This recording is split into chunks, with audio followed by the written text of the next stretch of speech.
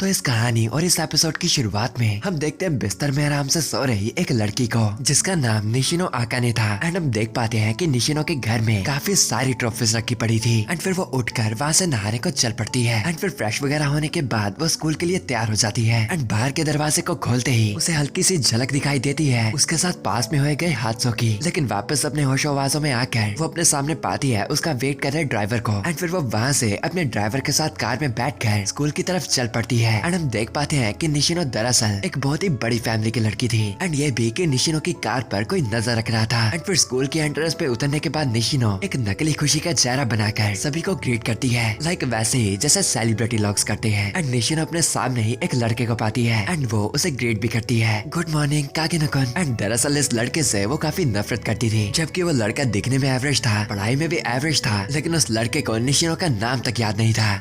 Good morning निशिमुरा-सान। And इस गलत नाम को सुनकर निशिनो से बताती है, कागिनो-कुन मेरा नाम निशिमुरा नहीं है। एंड ये बात उसे 2 बार दोहरानी पड़ती है। एंड अपने ही नशे जैसी बातों में डूबा हुआ कागिनो कहता है, ओह मुझे याद आ गया, तुम वैसे भी एक नॉन प्लेयर कैरेक्टर थी तो मैंने ध्यान नहीं दिया। मैं सारे ही इंपॉर्टेंट कैरेक्टर्स के नाम काफी अच्छे से याद रखता हूँ, मुझे माफ करना मैंने ध्यान नहीं दिया होगा। एंड मुंह पे तो निशिनो इस बात को सह लेती है, लेकिन वो फिर भी जानना चाहती थी कि कागिनो पिछले 3 महीनों से उसी की क्लास में और ऊपर से उसी की सीट के पास बैठता था, तो आखिर वो फिर भी उसके नाम को गलत कैसे कर सकता था। एंड कागिनो तो अभी भी उसके नाम गलत ले रहा था, कभी निशितानी तो कभी कुछ। एंड तभी स्कूल की बेल रिंग होते ही कागिनो ये कहकर चले जाता है, ओह तो चलो बाद में मिलते हैं निशिमुरा-सान। एंड यस सुबह सुबह ही निशिनो ने काफी अच्छे से अपना टाइम वेस्ट कर लिया। एंड वो कागिनो से नफरत इसीलिए करती थी क्योंकि उसने कभी भी निशिनो की ओर गौर नहीं किया। लाइक जब वो उसकी तरफ देखता भी था उसकी नजरें कहीं और दूर जगह पर ध्यान दे रही होती थी। एंड जब उसने कागिनो के बारे में ये रियलाइज किया था उसकी नफरत उसके लिए पक्की हो गई थी। एंड फिर क्लास में जाकर निशिनो को सारे स्टूडेंट्स घेर लेते हैं एंड उसे इधर उधर की बातें पूछ रहे होते हैं, जैसे आखिर निशिनो ने अभी तक कितने शोज में काम किया है, क्योंकि निशिनो एक बहुत ही पॉपुलर एक्टर थी। एंड उसने जितना हो सके उतना कागिनो को अपनी जिंदगी से इग्नोर करने की कोशिश की। एंड हम देख पाते हैं कि कागिनो के हाथ में कुछ भारी हैंडवेट्स डल रखे थे, लेकिन वो उनके बावजूद भी हैंडवेट की प्रैक्टिस कर रहा था, यानी कागिनो एक सिग्मा था। एंड फिर लंच ब्रेक भी हो जाती है एंड हम देखते हैं निशिनो को अपने हाथ धोते हुए। एंड हमें पता चलता है कि निशिनो जब मिडिल स्कूल में थी उसके साथ एक स्कैंडल हुआ था। एंड उसी हादसे के बाद से वो एक मास्क के पीछे छुप रही है, यानी वो दूसरों को एक नकली खुशी का चेहरा दिखा रही है। एंड वही छत पर हम देखते हैं कागिनो को जो कुछ उल्टी फुल्टी चीजें सी पढ़ रहा था। एंड फिर शाम के वक्त स्कूल में छुट्टी का टाइम भी हो जाता है। एंड निशिनो हर एक के साथ इस तरह से एक्ट करती थी ताकि उससे कोई भी नफरत ना करे। एंड अभी तक वो ऐसे ही जीती आ रही थी। एंड तभी निशिनो को एक हल्की हल्की सी पियानो की आवाज सुनाई देती है। एंड फिर वही एक क्लासरूम में हम कागिनो को देखते हैं जो कि पियानो प्ले कर रहा था। एंड वो भी बिल्कुल एकदम परफेक्ट तरीके से। आई मीन ये आयनको जिसे कहाँ ही कम है। एंड फिर स्कूल से निकलने से निशिनो को लिटरली रात हो जाती है। एंड वो अपने ड्राइवर को फोन तो करती है, लेकिन उसका ड्राइवर फोन नहीं उठा पाता क्योंकि दरअसल उसके ड्राइवर को कुछ याकुजा लोगों ने पकड़ लिया था। एंड अब निशिनो के पास कोई रास्ता नहीं था सिवाय पैदल घर जाने का। एंड हम देख पाते हैं कि कागिनो भी स्कूल की छत से उसे घर जाता हुआ देख रहा होता है। एंड दरअसल निशिनो ने उसके साथ हुए गए हादसे के बाद कभी भी अकेली घर नहीं गई थी। एंड तभी उसे अपने पीछे से किसी का प्रेजेंस महसूस होता है, लेकिन वहाँ पर देखने पर वो पाती है कि वहाँ पर कोई भी नहीं था। बट पीछे मुड़कर उसके सामने एक मोटा चौड़ा सा आदमी खड़ा था जो कि उससे उसका नाम कंफर्म करता है। एंड निशिनो ये जानकर कि वो उसके पीछे ही पड़ा था वहाँ से दुम दबाती भागने लगती है, लेकिन उसके सामने का रास्ता गाड़ी से रोकता हुआ वो दूसरा आदमी आकर भी उसे पकड़ लेता है एंड उसे रुमाल से बेहोश कर देता है। एंड बेहोश होती अपनी आंखें बंद करते निशिनो वही कुछ पीछे मौजूद देख पाती है कागिनो को जो कि उसी की तरफ देख रहा था, लेकिन अगले ही पल वो वहाँ से गायब हो जाता है। एंड वो दोनों गुंडे निशिनो को कार में डालकर ले चलते हैं। एंड जब निशिनो की आंखें खुलती है वो अपने आप को बंधा हुआ पाती है। एंड वो एक अनजानी सी बंद हुई पुरानी जगह में थी। एंड वो अपने सामने उन्हीं तो गुंडों को पाती है। एंड उनमें से एक बंदा उसे उठकर कहता है, निशिनो ज़ाइबात्सु हेड की लड़की रात को अकेली गलियों में घूम रही है, ऐसे करोगी तो तुम्हें लोग पकड़ेंगे नहीं तो क्या होगा। एंड उसके पीछे खड़ा बंदा उसे बताता है कि जब तक उन्हें पैसे मिल जाते हैं निशिनो को कुछ नहीं होगा। एंड फिर वो दोनों ही बंदे किसी बचकानी सी बात पे बहसने लगते हैं, लेकिन उन्हें नहीं पता होता कि बाहर से कागिनो उनकी इन बातों को रिकॉर्ड कर रहा था। एंड फिर वो अपने हाथों से उन हैवी वर्ड्स को उतार देता है एंड अपने पास ही रखे एक बार से एक मास्क और 2 बार्स को निकालता है। एंड दूसरी तरफ वही माफिया काफी बोर हो रहा था एंड इसीलिए वो निशिनो के पास जाकर उसे मजे लेने की सोचता है। वेल एक सेकंड ग्रेड विलन ज्यादा से ज्यादा क्या ही करेगा। एंड उसके खिलाफ जाने के निशिनो को कुछ चांटे भी मारता है एंड कहता है, तुम वैसे भी दूसरी टाइम किडनैप हुई है ना, और पिछला बंदा तो स्टोकर था, मतलब तुमने ये मजे पहले भी ले रखे होंगे। एंड तभी निशिनो को कुछ पुरानी बुरी यादें याद आ जाती है। एंड वो निशिनो के कपड़े उतार ही देता है कि तभी उन्हें अपने ऊपर से एक आदमी का परछावा दिखाई देता है जो कि और कोई नहीं बल्कि कागिनो ही था। एंड कागिनो उस आईने को तोड़कर सीधा नीचे आकर लैंड करता है, लेकिन निशिनो उसे नहीं पहचान पाती क्योंकि उसने एक अजीब सा मास्क डाल रखा था। एंड माफिया के पूछने पर कागिनो बताता है, मैं हूँ स्टाइलिश रफियन स्लेयर। एंड वो माफिया उस पे गोली चलाने ही वाला होता है कि रफियन स्लेयर उसके हाथ में चाकू मारता है एंड काफी तेजी से जाकर उसे पकड़कर नॉक डाउन कर देता है। एंड उसी माफिया का साथी अपने पिस्टल को नीचे फेंक देता है और बताता है, स्टाइलिश रफियन स्लेयर, तुम जानते हो कि मैं काफी टाइम से बोर था। जब से मैंने आर्मी छोड़ी थी मुझे लड़ने के लिए कोई अच्छा बंदा नहीं मिला। ये कंट्री बहुत ही ज्यादा सुखी है। एंड रफियन स्लेयर भी कभी अपनी जिंदगी में एक मिलिट्री मैन से लड़ना चाहता था। एंड फिर वो ex military soldier Rafiyan slayer पर अपनी नाइफ से हमला कर देता है, जिसे रफियन स्लेयर डॉज तो करता है लेकिन फिर भी उसे थोड़ा सा कट लग जाता है। एंड मिलिट्री मैन उसके खून को चाटता हुआ उस पर फिर से हमला करता है, लेकिन रफियन स्लेयर उसे अपने बार से ब्लॉक कर लेता है। एंड उस पर हमला करते हुए मिलिट्री वाले को बताता है कि क्रोबार्स काफी काम की चीज है, ये आसानी से टूटते नहीं, इनके साथ लड़ना भी आसान होता है और अगर तुम्हें पुलिस ने पकड़ भी लिया तुम अच्छे खासे बहाने भी बना ही सकते हो। लेकिन उसका सबसे अच्छा रीजन था कि वो उसे टोम्फा की तरह यूज कर सकता था। एंड अपनी नाइफ के गिरते ही वो मिलिट्री सोल्जर मार्शल आर्ट्स का यूज कर उसे दबाकर पंचेस मारने लगता है एंड उसे किक मारकर दूर फेंक कर कहता है, तुम्हारी एक लौती कमजोरी पता क्या है कि मैं तुमसे काफी बड़ा हूँ। अगर मैंने अपना सर बचाया तो मैं ठीक रहूंगा, पर अगर तुमने मुझसे एक भी मुक्का खाया तो तुम गए। एंड रफियन स्लेयर भी रियलिटी को एक्सेप्ट करता है कि चाहे वो जितना भी ट्रेन हो जाए एक लेवल आएगा ही जहाँ पर उसे मुश्किलें होंगी, लेकिन तभी वो उन बार्स को हवा में फेंक कर उनकी नोकीली साइड्स को मारने के लिए यूज करता है। एंड बताता है, मैंने क्रोबार्स का पोटेंशियल डिस्कवर कर लिया है और मैंने इसे चलाने की रात को काफी प्रैक्टिस भी की है, उन रात में आने वाली मोटरसाइकिल गैंग्स को मारकर। एंड उस क्रोबार से हिट खाता हुआ ex military soldier Rafiyan slayer को कहता है, तो तुम वही हो जो रात को आकर मोटरसाइकिल गैंग्स को आकर पीट जाता है। एंड एग्री करता है। रफियन स्लेयर बताता है, हाँ, आजकल वो हेलमेट डालने लगे हैं ताकि वो मेरे वारों से मारे न जाए, लेकिन मुझे उस प्रॉब्लम का सोल्यूशन भी मिल गया कि मैं क्रोबार्स को टोम्फा की तरह यूज करूंगा ही नहीं। एंड वो एक्स मिलिट्री सोल्जर फटाफट अपनी गन को उठाने की कोशिश करता है, लेकिन रफियन स्लेयर उसे ये नहीं करने देता एंड उसकी लात को घायल कर उसे नीचे गिरा देता है एंड बार बार उसके सर को क्रोबार से मारने लगता है। एंड उसकी माँ बहने करने के बाद वो जाकर पास ही पड़ी सीजर नाइफ को पकड़ता है एंड निशिनो के पीछे आ खड़ा हो जाता है। एंड निशिनो को लगता है कि वो मारी जाएगी, लेकिन रफियन स्लेयर उसकी पट्टियों और रस्सियों को काट देता है एंड उसे ये बताकर गायब हो जाता है, अगली बार से घर ध्यान से जाना। एंड निशिनो पाती है कि वो वहाँ से जा चुका था एंड वो भी उन माफियाज की बुरी हालातें कर कर। एंड वहीं छत पर हम बैठे देखते हैं कागिनो को, जो अपने मास्क को उतार कर कहता है, अगर एक एक्स सोल्जर से लड़ाई मेरी ऐसी गई है तो मैं कभी भी एमन शैडो नहीं बन पाऊंगा। एंड फिर यहाँ पर निशिनो ने पुलिस वगैरह को बुला लिया था एंड उसके पेरेंट्स भी वहाँ पर आ चुके थे। एंड क्योंकि और मुश्किलें ना पड़े पब्लिक को इस बात के बारे में बिल्कुल भी नहीं बताया जाएगा। एंड अंत तक निशिनो नहीं जान पाई कि आखिर वो स्टाइलिश रफियन स्लेयर कौन था। एंड फिर अगले दिन फिर से वो जबरदस्ती खुशी का चेहरा लेकर स्कूल में जा रही होती है एंड उसे वहीं पर अपने सामने कागिनो दिखाई देता है, जिसे वो गुड मॉर्निंग करती है, लेकिन इस बार कागिनो उसका नाम बिल्कुल सही लेता है, गुड मॉर्निंग निशिनो सान। एंड निशिनो देख पाती है कि कागिनो की नजरें सीधा साफ साफ उस पर टिकी थी, यानी अब वो उससे दूर कहीं नहीं देख रहा था। एंड निशिनो के दिमाग में एक ख्याल आता है कि कागिनो भी बिल्कुल उसकी तरह था, जो अपनी असली पहचान को एक मास्क के पीछे छुपा रहा था, लेकिन अभी तो उसके पास ये जानने का कोई भी तरीका नहीं था। लेकिन अगले ही दिन टीवी पे उसे एक सरप्राइजिंग न्यूज दिखती है कि मिनोरू कागिनो-कुन की ट्रक से टक्कर होने की वजह से मौत हो चुकी है। एंड फिर हमें थोड़ी सी कागिनो की स्टोरी बताई जाती है कि बचपन से ही उसका भी बाकियों की तरह सपना था, जैसे कि सभी बच्चे बचपन में एक हीरो बनना चाहते थे, बट वो बाकी बच्चों से अलग इसी चीज में था कि बाकियों के ये शौक बड़े होते होते बदल गए, बट कागिनो का ये सीन नहीं था। उसने हर एक तरह के मार्शल आर्ट सीखे जो कि उसे शक्तिशाली बना पाए, लेकिन स्कूल में वो बिल्कुल नॉर्मल बना रहा, बिल्कुल एक बैकग्राउंड कैरेक्टर की तरह, लेकिन असल में वो अपनी ट्रेनिंग में पूरी मेहनत करता रहा। एंड फिर सभी बड़े होकर अपने बचपन वाले सपनों को भूल गए, लेकिन वो उन सपनों के लिए काम करता रहा। लेकिन अब उसका भी टाइम आ चुका था असलियत को मानने का, क्योंकि उसकी इतनी मेहनत करने का कोई फर्क पड़ेगा ही नहीं। इस दुनिया में शक्तिशाली बनने के लिए हर एक तरह के मार्शल आर्ट्स होंगे जिससे तुम काफी गुंडों वगैरह को मार पाओ, लेकिन फिर क्या होगा अगर उसे वेपन्स के साथ सोल्जर्स ने घेर लिया और लिटरली उसका एंड होगा। वेल ये थोड़ी अलग बात होगी अगर वो दुनिया का सबसे स्ट्रॉन्गेस्ट मार्शल आर्टिस्ट बन गया, लेकिन उसके बाद भी क्या, लिमिट तो लिमिट होती है। अगर एक न्यूक्लियर मिसाइल उसकी ओर गिरने लगी, उसके मसल जितने मर्जी शक्तिशाली हो जाए, न्यूक्लियर बम के गिरने पर वो भी बस तो मिट ही जाएगा, लेकिन वो उस लिमिट को पार करना चाहता था जो उस न्यूक्लियर के धमाके से भी ना मिटे। एंड फिर हम उसे देखते हैं एमनेस अंदर शैडो बने हुए, एंड वो दूसरी दुनिया थी।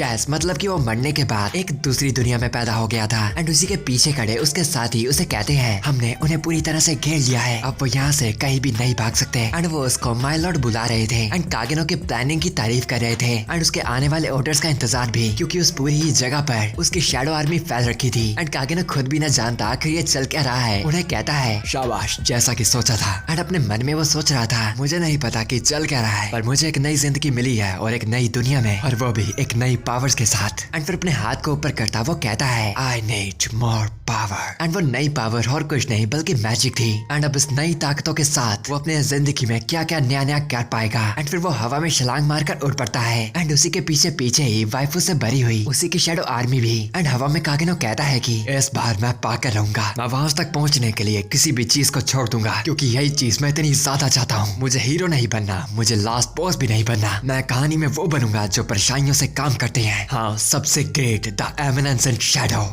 फिर सीन चेंज होता है। हम देखते हैं छोटे कागेनो को, जो कि वेल अब एक दूसरी दुनिया में था। एंड उसे अच्छे से याद तो नहीं था कि ये सब कैसे हुआ, लेकिन इतना तो पक्का था कि यही उसका सपना था। एंड तभी उसके पीछे एक लड़की आती है जिसका नाम अल्फा था। एंड वो बताती है जैसा कि आपने कहा था ये सब कुछ सच है। मैंने पुराने रहस्यों में झांक कर देखा और पाया कि कल्ट ऑफ डियाब्लो सच में है। हम जितना भी उनके बारे में जानने की कोशिश कर रहे हैं वो उतने ही ज्यादा शक्तिशाली लग रहे हैं। एंड ये सुनकर कागेनो बताता है हम परछाइयों में छुपते हैं और परछाइयों से ही शिकार करते हैं। एंड अल्फा भी ये सुनकर मुस्कुराने लगती है, लेकिन कागेनो तो अपने मन में सोच रहा था हाँ, आखिरकार मैं फाइनली द एमिनेंसेंट शैडो बन जाऊंगा। लेकिन फिर भी यार ये लड़की बहुत ही ज्यादा भोली है जो मेरी हर एक बातों पर यकीन कर लेती है। एंड फिर हमें थोड़ा सा पास्ट का सीन दिखाया जाता है कि जब कागेनो मर गया था उसकी आंखें खुली थी एक नए जन्म में, लेकिन उसकी याददाश्तें उसी के पास ही थी। एंड उसका स्ट्रेट चेहरा देखकर उसकी मॉम को चिंता होने लगती है कि आखिर उनका पैदा हुआ बेटा रो क्यों नहीं रहा, जो समझकर कागेनो भी नकली रोना शुरू कर देता है। एंड अपने भाई की खुशी में उसकी बड़ी बहन भी वहाँ पर आ जाती है जो उसे देखकर बहुत ही खुश थी। एंड रो रहे कागेनो को इतना तो नहीं पता था कि आखिर ये सब हुआ कैसे, बट वो हवा में मैजिक को महसूस कर पा रहा था। एंड सोच रहा था मेरी पिछली जिंदगी में जादू सिर्फ एक सपनों वाली चीज थी, पर इस ताकत को अब मैं अपने कब्जों में कर सकता हूँ। हाँ, इस ताकत से मैं बन पाऊंगा। लेकिन तभी उसका छोटा सा शरीर अपने आप ही वहीं पर पोटी कर देता है। एंड फिर हमें को साफ बात का सीन दिखाया जाता है। एंड आज से कागेनो का नाम था कागेनो सिड। एंड वो 12 कागेनो का बेटा था। एंड उनकी फैमिली काफी जनरेशन से डार्क नाइट्स का काम करती आई है। वो तलवारबाज जो अपनी फिजिकल एबिलिटीज को मैजिक के साथ यूज करते हैं। एंड इसीलिए सभी बहुत एक्साइटेड थे आने वाली कागेनो की पीढ़ियों की स्किल्स को देखने के लिए। वेल जो कि सिड तो नहीं था बल्कि उसकी बड़ी बहन क्लेयर कागेनो, जो कि एक बड़े से पत्थर को एक ही अटैक में चूर चूर कर देती है। एंड सिड अपनी नॉर्मल जिंदगी में अपनी बड़ी बहन के टैलेंट के पीछे छुप रहा था, लेकिन रात को हम उसे देखते हैं लुटेरों को ही लूटते हुए। एंड उन्हें मारता हुआ वो कहता है तो धंधा कैसे चल रहा है मेरे प्यारे लुटेरों, अपना सारा खजाना मेरे हवाले कर दो। एंड एक बंदा उस पर गन से हमला तो करता है, लेकिन सिड उसे आसानी से डॉज कर उसके सर को धड़ से अलग कर देता है। एंड वो इस्तेमाल कर रहा था स्लाइम सूट का, जो कि किसी भी चीज की शेप ले सकता था, कोई भी हथियार या किसी भी चीज की। एंड उसी से वो सभी को मारने लगता है। लेकिन तभी उसके पीछे से एक लुटेरा आकर उसे मारने की कोशिश करता है, लेकिन सिड उसके अटैक को आसानी से रोककर उसे कहता है अगर तुम मेहनत करते हो तो तुम कम से कम 2 मिनट तक जिंदा बच सकते हो। एंड वो लुटेरा सिड की इस बात से इरिटेट होकर उस पर हमला करता उसे बताता है तुम्हें लगता है कि तुम मुझे हरा सकते हो, मैं एक बुशिनरु मास्टर हूँ। एंड ये कहता है वो सिड को अपनी तलवार से काट देता है, या फिर कहूँ उसके स्लाइम सूट को, जो कि उसी पल वापस ठीक हो जाता है। एंड सिड उसे भी वहीं पर आसानी से मार देता है। एंड अपने स्लाइम सूट की तारीफ करता उन पहले से मरे गए यात्रियों को कहता है मेरे यात्रियों दोस्तों, मैंने तुम्हारा बदला बहुत ही अच्छे से लिया है और चिंता मत करो, मैं तुम्हारे गिफ्ट्स का अच्छे से इस्तेमाल करूंगा। एंड उस गिफ्ट से उसका मतलब था वो छूटा गया सोना और बाकी चीजें। एंड तभी सिड को वहीं पर पड़ा हुआ एक पिंजरा दिखाई देता है, जिसे खोलकर वो उस पिंजरे के अंदर पाता है एक मॉन्स्टर जैसे जीव को। एंड सिड उसे कहता है तुम्हारा शरीर सड़ा है पर अंदर से तुम अभी भी जिंदा हो, क्या तुम्हें पोसेस कर रखा है या फिर ये एक मैजिक ओवरलोड था। लेकिन तभी सिड को एक आइडिया लगता है उस जीव को अच्छे से इस्तेमाल करने का। एंड वो उस पर अपने मैजिक का यूज करता कहता है हाँ मैं इसका इस्तेमाल कर सकता हूँ, ये मेरा शरीर नहीं है तो मैं बिना अपने आप को दर्द पहुंचाए इससे कुछ भी कर सकता हूँ। एंड फिर सिड उसको एक बेसमेंट में ले आता है एंड उस पर मैजिक के साथ हर एक तरह के एक्सपेरिमेंट ट्राई करता है। एंड फिर 1 महीने बाद वो फाइनली उस मॉन्स्टर पे हो रखे ओवरलोडेड मैजिक को कंट्रोल में ला देता है। एंड ऐसा होते ही वो मॉन्स्टर शरीर वापस अपनी ओरिजिनल फॉर्म में आ जाता है। एंड हम देख पाते हैं कि वो एक सुंदर सी एल्फ गर्ल थी, जिसे देख सिड कहता है कि उसे पता था कि इतनी खराब चीज भी वापस नॉर्मल हो पाएगी। एंड वो लड़की भी वापस होश में आने लगती है, जो देख सिड को एक आइडिया आता है। एंड वो अपनी पहली द एमिनेंसेंट शैडो की परफॉर्मेंस देने को तैयार हो जाता है। एंड वो लड़की अपने होश में आती ही अपने शरीर को देखती कहती है कि आखिर वो ठीक कैसे हो गई। एंड सिड उसे बताता है मैंने तुम्हारा श्राप तोड़ दिया है, अब तुम बिल्कुल आजाद हो। एंड वो लड़की पूछती है कि आखिर वो किस श्राप की बात कर रहा है, जिसके बारे में सोचकर सिड अपने मन से ही बातें बनाता कहता है ये एक बहुत ही बुरा श्राप है जो तुम्हें और बाकी हीरोज की पीढ़ियों को दिया गया। एंड फिर पास ही पड़ी एक बुक को निकालता बताता है तुमने भी इस कहानी के बारे में सुना होगा, वो 3 हीरो जो डीमोन डियाब्लो को हराकर इस दुनिया को बचा लेते हैं। और ये कहानी बिल्कुल सच्ची है, उस डीमोन ने मरते मरते एक श्राप को कास्ट किया जिससे तुम भी एक सड़े हुए चमड़े में बदल गई, और साथ ही किसी ने कहानी को बदल दिया है और ये करने वाले का नाम है खैर छोड़ो, उसका नाम जानकर तुम भी मुश्किल में आ जाओगी। बट वो लड़की यानी अल्फा बताती है, मुझे परवाह नहीं, आप मुझे बताइए कि मेरे साथ ऐसा किसने किया। एंड फिर जेड कुछ और बातें बनाकर उसे बताता है ये काम डियाब्लोस के कल्ट का है, क्योंकि वो लोग फिर से ग्रेट डेमन को रिवाइव करना चाहते हैं और वो लोग दिन में कभी नहीं आते और मेरा मकसद है परछाइयों में रुककर उनके मकसदों को रोकना शायद। और मेरा नाम है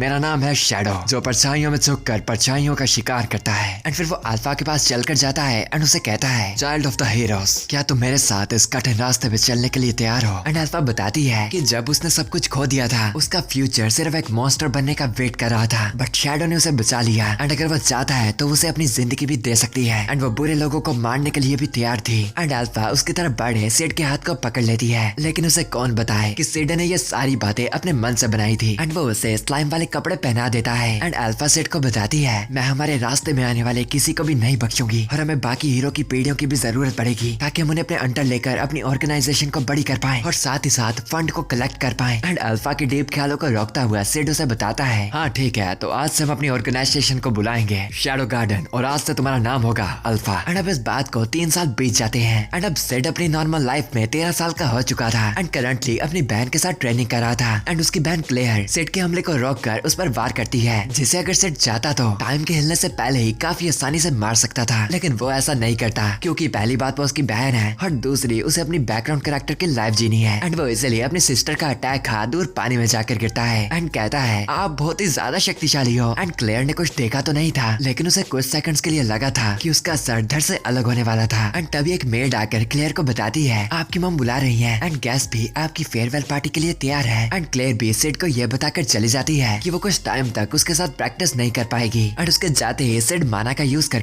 पानी में खड़ा होता सोचता है, उस दिन का इंतजार करने के लिए मुझे एक बहुत ही अच्छा बैकग्राउंड कैरेक्टर बनना पड़ेगा। एंड फिर हमें पता चलता है कि जब नोबल्स 15 साल के हो जाते हैं, वो मिडगार एकेडमी में पढ़ने लगते हैं, जो कि रॉयल कैपिटल में है। एंड उसकी बहन का भी मिडगार एकेडमी में जाने का टाइम आ गया था, लेकिन उसी सुबह को वो किडनैप हो चुकी थी। एंड क्लेयर का बाप तो हैरान होता कहता है, आखिर क्लेयर को किसने हरा दिया? उसे किडनैप करने वाला पक्का बहुत ही ज्यादा शक्तिशाली होगा। बट उसकी वाइफ तो इस बात से बहुत ही गुस्सा थी कि उसने क्लेयर को किडनैप कैसे होने दिया। एंड वो उसे गालियां देती पीटने लगती है। एंड इस ड्रामे को देखकर सिड और मेड वहाँ से जाने लगते हैं। एंड तभी वो मेड सिड के ऑर्डर पे अपनी ओरिजिनल फॉर्म में आ जाती है। एंड वो भी शैडो गार्डन की एक मेंबर थी, क्योंकि इतने सालों से अल्फा लवारिस बिल्लियों की तरह काफी मेंबर्स को इकट्ठा करी जा रही थी। एंड सिड पूछता है कि अल्फा ने पता लगाया कि मेरी बहन अभी भी जिंदा है या नहीं, जो सुनकर बेटा बताती है, जी हाँ, और किडनैपर भी कल्ट ऑफ डियाब्लो से बिलोंग करता है। एंड हमें लगता है कि मिस क्लेयर भी हीरोज की पीढ़ियों में से एक है एंड इसीलिए उन्होंने उसे किडनैप किया है और हमने उनका अड्डा तो पता लगा लिया है, लेकिन हमें नहीं पता कि वो मिस क्लेयर को कहाँ पर रख रहे हैं। जो सुनकर सिड एक जगह पर निशाना लगाता है, बट गलती से वो थोड़ा सा मिस कर जाता है, लेकिन फिर भी बोल देता है, मेरी बहन यहीं पर होगी। एंड अल्फा को लगता है कि सिड ने एक सीक्रेट छुपने की जगह ढूंढ दी एंड वो भी कुछ ही पलों में उसने सारा सच जान लिया। एंड सिड ये तारीफ सुनता अपने मन में सोच रहा होता है, बेटा तुम तो बहुत ही तगड़ी एक्ट्रेस हो, तुम्हें तो मुझे एक अवार्ड देना चाहिए। एंड फिर उसे कहता है, 7 शैडोज को कांटेक्ट करो, हम आज रात को चलेंगे। एंड यही एक जगह पर बेड़ियों में बंधा हुआ हम पाते हैं क्लेयर को। एंड वो बंदा क्लेयर को लात मारता है, जिसे क्लेयर आसानी से डॉज कर लेती है, जो देखकर वो बंदा बताता है, तुम्हारे बाप ने तुम्हें मैजिक काफी अच्छे से सिखाया है। बट क्लेयर बताती है, उस बुड्ढे से नहीं, मैंने ये सब अपने भाई से सीखा है। मेरा भाई लड़ाई में मेरे से हर वक्त हारता है और ना ही मुझसे कभी कुछ सीखता है, लेकिन मैं रोज उससे कुछ न कुछ नया सीखती हूँ। एंड वो बंदा बताता है, मैंने सुना कि जब तुम पोसेस होने वाली थी तो तुम्हारे भाई ने तुम्हें हील किया था। बट क्लेयर बताती है कि ये सभी बस अफवाहें हैं। जो सुन वो बंदा कहता है, ऐसी बात है, लगता है कि ये मुझे तुम्हारे भाई से ही जानना पड़ेगा। एंड तभी क्लेयर गुस्सा होकर अपनी बेड़ियों को तोड़ देती है एंड उसे कहती है, अगर तुमने उसे हाथ लगाया मैं तुम्हें, तुम्हारे दोस्त, तुम्हारी फैमिली सभी को मार दूंगी। बट तभी वो बंदा उसे मार कर वहीं पर बेहोश कर देता है। एंड तभी उसका एक गार्ड आकर उसे बताता है कि उन पर हमला हुआ है। एंड फिर यहाँ पर हम देख पाते हैं कि हमला करने वाला और कोई नहीं बल्कि शैडो गार्डन्स थे। एंड उनके सामने कल्ट का कोई भी मेंबर टिक नहीं पा रहा था। एंड फिर जब उनका लीडर वहाँ पर पहुँचता है, वो अपने सामने उन्हीं 7 को पाता है। एंड शैडो गार्डन उसे बताते हैं कि उनका मिशन है डियाब्लो के कल्ट को खत्म करना एंड डीमन डियाब्लोस के रिवाइवल को रोकना। एंड वो ये सारी सच्चाई पहले से जानते थे। एंड ये सुनता ही वो बंदा कहता है, तुम कल्ट ऑफ डियाब्लोस के बारे में कैसे जानती हो? एंड फिर अल्फा पर हमला कर देता है एंड एक अजीब सी गोली भी खाता है ताकि वो शक्तिशाली हो पाए, लेकिन वो फिर भी अल्फा को नहीं हरा पाता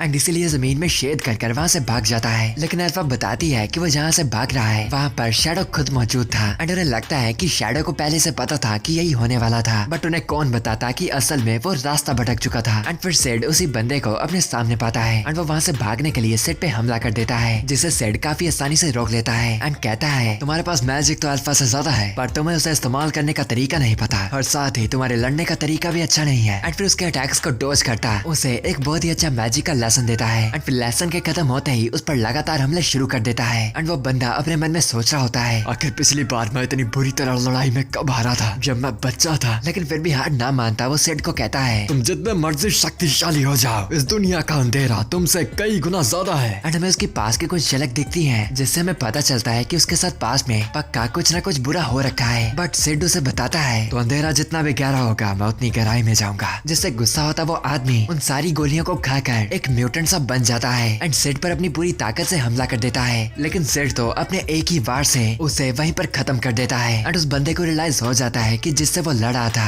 वो खुद एक अंधेरा था। एंड में मरते मरते वो अपनी बेटी मीलिया को याद करता है। एंड सिड भी उसकी फोटो वाला लॉकेट लेकर उसे अपनी पॉकेट में डालकर वहाँ से चल पड़ता है। एंड कहता है, आजकल के गुंडे भी काफी शक्तिशाली हो गए हैं, लेकिन अब इसे कौन बताए कि वह सच में एक कल्ट का मेंबर था। एंड फिर अगले दिन टूटी हुई बेड़ियों के साथ उसकी बहन भी वापस घर आ गई थी। एंड वहाँ से सिड को बाय कर मिडगार अकेडमी के लिए चली गई थी। एंड शाम को अकेला सिड अपने मन में सोच रहा होता है, इस दुनिया में पक्का कोई मेन कैरेक्टर भी होगा ही और पक्का एक लास्ट बॉस भी। और मैं भी 2 सालों में कैपिटल के लिए चले जाऊंगा और तब तक के लिए मैं अल्फा और बाकियों से अच्छे से काम कराऊंगा। कि तभी शैडो गार्डन्स और अल्फा आकर उसे बताती है, शैडो टाइम आ गया है हमारे अलग होने का। एंड यहाँ पर भी सिड के पल्ले नहीं पड़ता कि आखिर चल क्या रहा है और क्यों चल रहा है। फिर सीन चेंज होता है। हम देखते हैं ट्रेन में बैठे सिड को, जो कि अब बड़ा हो चुका था मिडगार अकेडमी में जाने के लिए। एंड वो वहीं पे जाता हुआ मन में सोच रहा था, अल्फा और बाकी लड़कियों का कहना था कि कल्ट ऑफ डियाब्लोस की ऑर्गेनाइजेशन बहुत ही बड़ी हो चुकी है और उन्होंने कहा कि वो उसके खिलाफ लड़ने के लिए तैयार हो रहे हैं। बट मैं समझ गया हूँ कि वो सभी लोग अब बड़े हो चुके हैं, ये कल्ट वल्ट कुछ भी नहीं है। एंड वो लोग इस बकवास में रहकर फंस चुके हैं और अब खुद आजाद होकर अपनी जिंदगी जीने के लिए चाह रहे हैं। उनका पक्का यही मतलब था। बट वेल मैं उन्हें ब्लेम भी नहीं कर सकता, मेरी पिछली जिंदगी में भी यही सीन था। बड़े होते हुए सभी लोग अपने हीरोज के बारे में भूल जाते हैं, पर फिर भी मैं अकेला ही था। एंड फिर हमें सिड की पास्ट लाइफ का सीन दिखाया जाता है कि कैसे मैजिक के लालच में वो बार बार अपने सर को पत्थर से मार रहा था। एंड ऐसे ही भागते भागते वो रास्ते में चल रहे ट्रक उनसे टकरा जाता है। एंड ऐसे ही वो अपनी पिछली जिंदगी में मरा था। एंड यहाँ पर सिड अपने मन में फैसला लेता है, चाहे जो मर्जी हो जाए मैं अमन अंदर शैडो तो बन के ही रहूंगा। एंड फिर वो फाइनली मिडगार किंगडम के रॉयल कैपिटल में पहुंच जाता है। एंड ये जगह बहुत ही बड़ी थी एंड यहाँ पर 10 लाख से भी ज्यादा सिटीजन थे। एंड फाइनली सिड भी 15 साल का हो चुका था एंड अपनी बहन वाले स्कूल में ही दाखिल हुआ था, जो कि एक बहुत ही बड़ा सा इंस्टीट्यूशन था जहाँ पर काफी अच्छी अच्छी जगह से स्टूडेंट्स आ रखे थे। एंड सिड तो वहाँ पर जाते हुए भी एक बैकग्राउंड कैरेक्टर बन रखा था। एंड फिर सिड अपने रूम से नीचे जाता है एंड हम देखते हैं उसके 2 दोस्तों को, जो कि उसके बालों का मजाक उड़ाते हैं। एंड सिड ने ऐसे दोस्त जानबूझ के सिलेक्ट किए थे क्योंकि शक्लों से ये दोनों बैकग्राउंड कैरेक्टर लगते थे। एंड एक का नाम था स्केल एंड एक का पो। एंड फिर वो तीनों फटाफट भाग कर सुबह की ट्रेन पकड़ लेते हैं जहाँ पर दबा की भीड़ हो रखी थी। एंड सिड के दोस्त बात कर रहे थे, काश ये लोग हमें भी अपर क्लास के बच्चे जैसे अच्छी जगह पर रहने देते हैं। बट सिड उन्हें बताता है, अगर हम मेरी बहन जैसे होनर स्टूडेंट्स बन जाएं तो वो हमें अच्छी जगह पर रहने दे सकते हैं, लेकिन उसके लिए उन्हें बहुत ही मेहनत करनी पड़ेगी, जैसे बुशिन फेस्टिवल में चैंपियन बनना। एंड मन में तो सिड बहुत ही खुश था कि वो बिल्कुल एक बैकग्राउंड कैरेक्टर की तरह एक्ट कर रहा था। एंड सिड का दोस्त कैल उसे कहता है, तुम्हें याद है ना कल के टेस्ट में जिसके सबसे कम मार्क्स आए थे वो क्या करेगा? एंड यस, सबसे कम मार्क्स सिड के आए थे एंड उसकी पेनल्टी थी स्कूल की सबसे पॉपुलर लड़की को कन्फेस करना एंड ऑफ कोर्स रिजेक्ट होने के बाद अपना दिल तोड़वाना। एंड सिड भी ये बैकग्राउंड कैरेक्टर इवेंट हमेशा से एक्सपीरियंस करना चाहता था। एंड फिर वो फाइनली स्कूल में पहुंच जाते हैं एंड उन्हें रास्ते में वो लड़की भी मिल जाती है जिसे सिड को कन्फेस करना था, जिसका नाम अलेक्सिया था। एंड वो एक प्रिंसेस थी एंड एक लड़का तो उसे ऑलरेडी कन्फेस कर रहा था, बट अलेक्सिया तो उसे साफ साफ मना कर देती है, जिससे उस लड़के का दिल पूरा टूट जाता है। एंड स्केल सिड को कहता है, देखो ये है प्रिंसेस, पर अब ये सीन को देखने के बाद पीछे मत हटना। बट सिड तो उसे कहता है, चिंता मत करो, मैंने पूरी रात सोचकर एक तरीका निकाल लिया है। लेकिन मन में तो वो कह रहा था, देखते रहो दुनिया का सबसे बैकग्राउंड कैरेक्टर जैसा कन्फेशन। एंड फिर फाइनली शाम के वक्त वो अलेक्सिया को बुलाकर उसे एक बैकग्राउंड कैरेक्टर की तरह कन्फेस करने लगता है।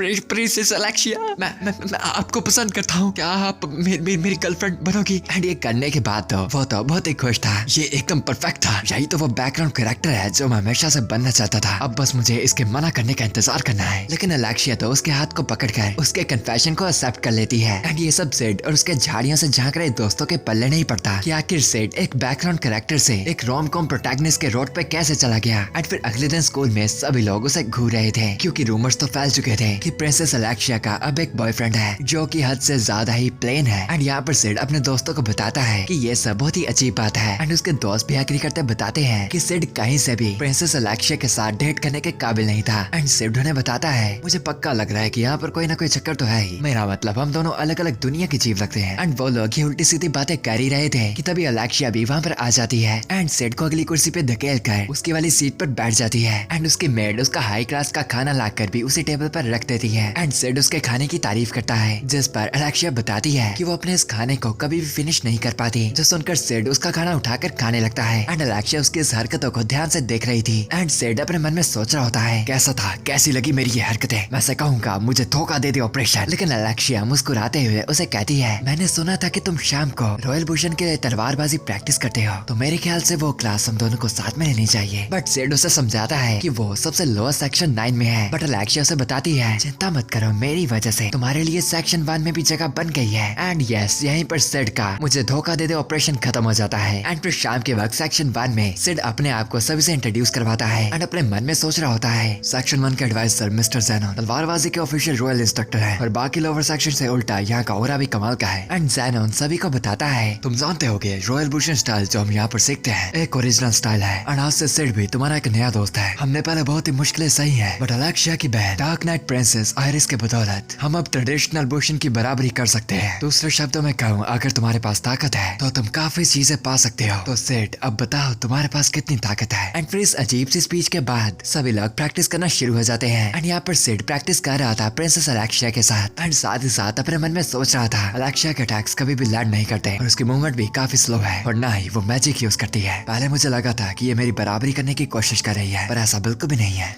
इस प्रैक्टिस का गोल है वार करना या उनके भी काउंटर करना। एंड पहले अगर मैं याद करूं तो लेसन से पहले अलेक्सिया मेरे स्ट्रेचेस भी कॉपी कर रही थी। अलेक्सिया की टेक्निक्स अच्छी होते हुए भी एकदम खाली है, हाँ एकदम साधारण, और पूरी दुनिया उसे उसकी बहन से कम मानती है। आयरिस जो कि अभी किंगडम की सबसे शक्तिशाली डार्क नाइट है, और अलेक्सिया के खाली अटैक्स भी इसकी मेहनत का एक नतीजा है। ये प्रूफ है कि इसने हर एक स्किल को टाइम टू टाइम सीखने की कोशिश की है। एंड फिर तभी उनका मैच खत्म हो जाता है। एंड अलेक्सिया सिड को बताती है तुम्हारी तलवारबाजी का तरीका काफी अच्छा है, पर मुझे ये पसंद नहीं क्योंकि इसे देखकर लगता है कि मैं आईने में देख रही हूँ। एंड फिर वो ज़ेनोन को जाकर बताती है कि वो आज से सिड की गर्लफ्रेंड है। एंड दरअसल चक्कर क्या था कि अलेक्सिया की अरेंज मैरिज ज़ेनोन के साथ रखी गई थी। एंड इसलिए उसने जानबूझकर सिड का कन्फेशन एक्सेप्ट कर लिया था ताकि वो कुछ भी बहाना लगाकर अपनी इस अरेंज मैरिज को तोड़ पाए। एंड ये सब बातें समझता हुआ सिड हमेशा की तरह एक बैकग्राउंड कैरेक्टर की तरह वहाँ से चल पड़ता है। एंड फिर शाम के वक्त हम उन दोनों को साथ में देखते हैं। एंड अलेक्सिया की सारी बातें सुनकर सिड कहता है तो सिंपल तरीके में तुम मिस्टर ज़ेनोन से शादी नहीं करना चाहती, एंड इसलिए तुमने मेरे जैसा एक लो क्लास का बंदा चूज किया जिसे तुम आसानी से कंट्रोल कर पाओ। पर मुझे माफ करना, मैं और अटेंशन अट्रैक्ट नहीं करना चाहता। एंड अलेक्सिया से ताना मारती है ओ एक बॉयफ्रेंड होने के बावजूद भी तुम कैसी बातें करते हो मिस्टर सिड, जिसने कन्फेशन किया क्योंकि वो एक शर्त में हार गया था। एंड अलेक्सिया बताती है कि उसने सारा सच सिड के दोस्तों से निकलवा लिया था। एंड ये भी कि उसे जवान लड़कियों के दिलों के साथ नहीं खेलना चाहिए। एंड अगर ये बात स्कूल में फैल गई तो सिड की नॉर्मल जिंदगी बिल्कुल बर्बाद हो जाएगी। एंड वो सिड से पूछती है कि उसका चेहरा इतना इरिटेटेड क्यों लग रहा था, जो सुन सिड कहता है मेरा चेहरा घूमा है क्योंकि मेरी आत्मा भी घूम रखी है, पर तुम्हारे जितने नहीं। एंड पूरी बात ना सुन पाती अलेक्सिया अपनी बात को कंटिन्यू करती बताती है जो भी हो आज से तुम्हें मेरे बॉयफ्रेंड की एक्टिंग करनी पड़ेगी। जब तक वो बंदा मुझसे हार न मान ले तो मैं बस मुझे थोड़ा टाइम देना है, बाकी सब कुछ मैं खुद ही संभाल लूंगी। एंड सिड कहता है मुझे इस कहानी का एंड सही नहीं लग रहा। लेकिन तभी अलेक्सिया एक सोने का कॉइन को निकाल कर सिड की तरफ फेंकती है। एंड उस जमीन पे पड़े कॉइन को देखकर सिड अलेक्सिया को कहता है वाह क्या तुम्हें मैं उस तरह का आदमी लगता हूँ जिसे तुम पैसों से खरीद सकती हो। एंड अलेक्सिया कहती है हाँ तुम लगते हो, तो तुमने बिल्कुल सही सोचा। एंड सिड उस कॉइन को उठाता ही है कि अलेक्सिया उसकी तरफ एक और कॉइन फेंकती है, जिसे पकड़ता हुआ सिड अपने मन में सोच रहा होता है मेरे माँ बाप मुझे इतने पैसे नहीं देते जिससे मैं अपने एमनेस एंड शैडो ऑपरेशन पे खर्चा कर पाऊँ, तो मैं इस चांस को कैसे जाने दे सकता हूँ। एंड तभी अलेक्सिया सिड को कुत्तों की तरह पैट करने लगती है एंड उसका नाम भी पोची डाल देती है। एंड ऐसे ही अलेक्सिया के साथ सिड का रिश्ता कुछ टाइम के लिए जारी रहता है कि सारा दिन स्कूल में भी वो अलेक्सिया के साथ रहता है। एंड सारे लोग ये तो जानते थे कि प्रिंसेस अलेक्सिया का एक बॉयफ्रेंड है, पर शाम को अलग होकर सिड वापस अपने बैकग्राउंड कैरेक्टर का रोल कर पाता था। एंड अलेक्सिया नोटिस करती है कि ज़ेनोन ने तो अभी तक उस पे हार नहीं मानी थी। एंड फिर शाम के वक्त वहाँ से घर जाते हुए अलेक्सिया सारा टाइम चुगलियां या फिर ज़ेनोन के बारे में कंप्लेंट करती रहती थी। एंड सिड भी उसकी बातों पर रोबोट की तरह यस यस करता रहता था। एंड फिर एक शाम को जब वो दोनों साथ में आइसक्रीम लेकर खा रहे होते हैं, सिड अलेक्सिया से पूछता है वैसे तो मैं मिस्टर ज़ेनोन के साथ शादी करने में प्रॉब्लम ही क्या है, मेरे ख्याल से तो वो बंदा काफी सही रहेगा। बट अलेक्सिया बताती है मुझे उसकी हर एक चीज से नफरत है। जो सुन सिड कहता है पर वो दिखने में सुंदर है, पर उसके पास दौलत और शोहरत है, साथ साथ में वो काफी पॉपुलर भी है। बट अलेक्सिया बताती है ये सिर्फ बाहर से ही है, लोगों की नजरों में कोई भी परफेक्ट बन सकता है। एंड सिड के कुछ बोलने पर ही वो उसके मुंह में अपनी आइसक्रीम ठूस देती है एंड बताती है कि जो भी हो, मैं बाहर के दिखावे से किसी को जज नहीं करती, बल्कि उनकी गलतियों से। एंड इसीलिए तो तुम बिल्कुल सही हो, जो कि बिल्कुल साधारण और गलतियों से भर रखा है, वो भी बिना किसी टैलेंट के साथ। एंड उसकी आइसक्रीम को वापस करता सिड कहता है, वेल थैंक यू मेरी तारीफ के लिए, पर क्या मैं पूछ सकता हूँ कि मिस्टर ज़ैनोन की कमियां क्या हैं? बट अलेक्सिया बताती है कि उसकी कोई भी गलतियां नहीं है। एंड यही बात तो गलत लगती है, क्योंकि जिंदगी में कोई ऐसा इंसान ना होगा कि जिसमें कोई कमी ही ना हो। एंड अगर ऐसा कोई है तो वो या तो झूठा होगा या तो पागल। एंड फिर तभी वो सिड को उसका आज का तोहफा देती है, जो कि ऑफकोर्स था एक सोने का सिक्का। एंड फिर ऐसे ही 2 हफ्ते बीतने के बाद हम उन दोनों को शाम के वक्त फिर से ट्रेन में बैठा वहाँ से घर जाता देखते हैं। एंड अलेक्सिया सिड को कहती है, तुम्हारी तलवारबाजी बहुत ही अजीब है, तुम्हें बेसिक्स आते हैं लेकिन उसके आगे का कुछ भी नहीं, उसके आगे कुछ भी नहीं है, लेकिन फिर भी मैं अपनी नजरों को उनसे नहीं हटा सकती, पर मुझे फिर भी उससे नफरत है। एंड सिड उससे पूछता है, आज तुम्हें क्या हो गया? तुम्हारी तलवारबाजी आज काफी अजीब थी। जो सुन अलेक्सिया उसे बताती है कि अपनी पूरी जिंदगी वो अपनी बहन आरिस जितना शक्तिशाली होना चाहती थी, बट वो कभी भी उनके लेवल तक नहीं पहुंच पाई। तो उसने खुद का तरीका ढूंढ कर अपने ही रास्ते से शक्तिशाली होने की कोशिश की, बट उसकी वजह से आज वो कहाँ ही पहुंची। एंड लोग उसे आज बुलाते थे एक साधारण तलवारबाज। एंड वो सिड को कहती है, तुम्हारी किस्मत भी अच्छी नहीं कि तुम्हारी तलवारबाजी का तरीका भी मेरे जैसा है। बट सिड उसे बताता है, पर मुझे नहीं लगता कि यह बुरी बात है, मुझे तुम्हारा तलवारबाजी का तरीका पसंद है। एंड अलेक्सिया बताती है कि ये बात पहले भी किसी ने उससे कही थी, जब वो बुशिन फेस्टिवल में बहुत ही बुरी तरह से हारी थी। एंड वो कहती है, आखिर वो मेरा दर्द क्या ही जान सकती है कि मैं कितना लाचार महसूस कर रही थी, और मैं तभी से अपनी तलवारबाजी से नफरत करती आई हूँ। जो सुन सिड उसे बताता है, मैं कोई खास अच्छा इंसान नहीं हूँ, अगर दुनिया की किसी और तरफ एक हादसे से लाखों लोगों की जान भी चली जाती है, इससे मुझे घंटा फर्क नहीं पड़ेगा, पर कुछ चीजें हैं जिनसे मुझे फर्क पड़ेगा। एंड वो चीजें लोगों की नजर में बुरी हो सकती है, पर मेरे लिए वो सबसे कीमती है, और इसीलिए मुझे तुम्हारे तलवारबाजी का तरीका पसंद है। एंड ये सुनते ही अलेक्सिया सिड की तरफ अपनी तलवार कर देती है एंड पूछती है कि आखिर सिड उसे क्या बताना चाहता है। एंड सिड बताता है, मैं बस कह रहा हूँ कि अगर लोग उन चीजों का मजाक उड़ाएं जो मुझे पसंद है तो मुझे गुस्सा आता है। एंड फिर तभी ट्रेन के रुकते ही अलेक्सिया सिड को अलविदा कर वहाँ से चली जाती है। एंड यहीं से सिड का उसके साथ फालतू का रिश्ता खत्म हो जाता है। एंड अगले दिन वो ये बात अपने दोस्तों को भी बता देता है, जो कि उस पर इस बात से गुस्सा थे कि सिड ने उसके साथ 2 हफ्ते डेटिंग करने के बावजूद भी उसके साथ किस तक भी नहीं कर पाया। एंड तभी स्कूल के बाहर पहुंचकर ज़ैनोन और बाकी गार्ड्स उन्हें घेर लेते हैं। एंड ज़ैनोन उसे बताता है, तुम्हें पता होगा कि कल से प्रिंसेस अलेक्सिया नहीं मिली, नाइट्स हर एक जगह तलाश कर रहे हैं एंड माना जा रहा है कि ये किडनैपिंग थी। एंड क्योंकि लास्ट में वो तुम्हारे साथ गई थी तो तुम्हें ही अपराधी माना जा रहा है। एंड सिड उस पूरी जगह इकट्ठे हुए नाइट्स को देखकर समझ जाता है कि वो एक बहुत ही बड़ी मुश्किल में था।